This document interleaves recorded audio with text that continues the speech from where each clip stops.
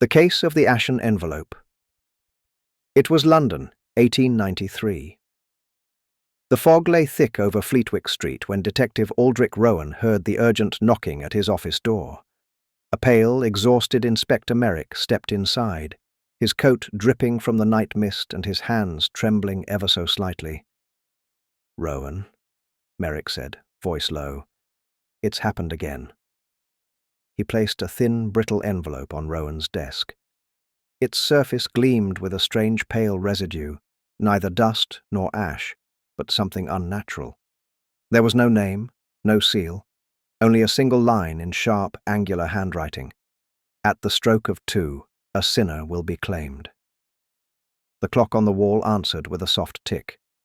1:47 a.m. Merrick exhaled shakily. "We received one last week. The victim died before we reached him.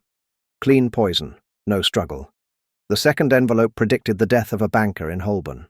Same pattern. We can't afford a third." Rowan examined the residue under his magnifier. Not ash, crystalline, bitter-scented. Cyanide, stabilized with a rare compound only a handful of chemists in London would even recognize. "Inspector," Rowan asked, "where did this envelope appear?" "In the postbox outside the Ministry of Science," Merrick replied. "Does that mean something?" It did.